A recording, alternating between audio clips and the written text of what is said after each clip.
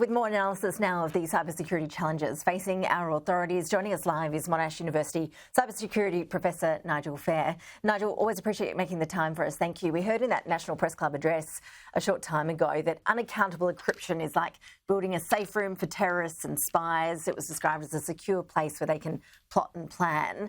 Just break this down for us. For those of us more likely to watch funny memes or cat videos on social media, explain for us where this is happening on the internet, how accessible it is, and how dangerous that unaccountable encryption aspect is. Yeah, hi Ash. Well, the encryption aspect is across all our social media platforms and the majority of our messaging platforms. So when our national security agencies talk about encryption, they talk about what we refer to as end-to-end encryption. So that is when a message is sent from a device to a second device, the second it leaves that device, it's encrypted so the platforms themselves are unable to see the content of that.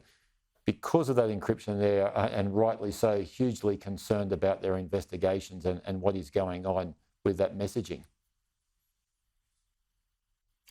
And so the social media companies are being painted as the big bad wolves here, essentially. What are they actually doing? Are they doing anything to try to combat these challenges?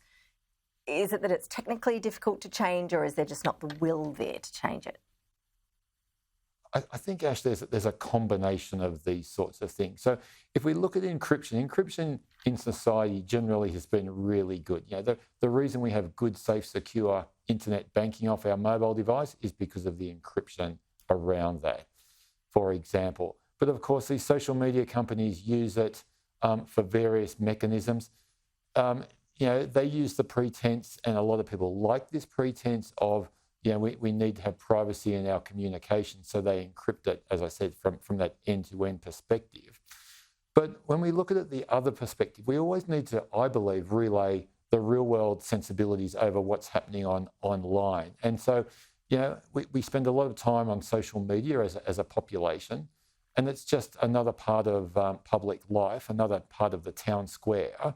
And those people that are involved in looking after that town square, in this case the social media companies, they should be putting more effort into making it a safe, secure and enjoyable place for people, not a place where there's child sexual abuse material sent or other criminal activity. We all feel a sense of responsibility, I think, to look after younger people. It's often alleged that these sorts of spheres are just not safe for young people to go on. Just how difficult is age verification to practically implement?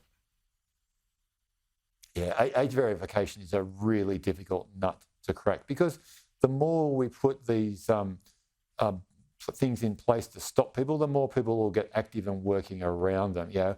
At the moment, to get on most of the social media core platforms, you've got to be over 13. The easiest way to get around that is put a date of birth in that just says that you're over 13. So at the moment, it's the Wild West when it comes to age verification. There is software out there. I believe the software needs to be trialled in a decent number of use cases and a decent number of jurisdictions and examples. And it's only then can we actually say, was this worth it? Is it more of a guardrail that helps people have a much more enjoyable and trustworthy online experience? Or really is it just something that people are going to game and work around? But, there's no silver bullet to the online issues that we're facing, particularly young people who are yet to experience what it means to deal with people that aren't who they say they are, for example. And then I think we should look at all the little things that we can do to make it better.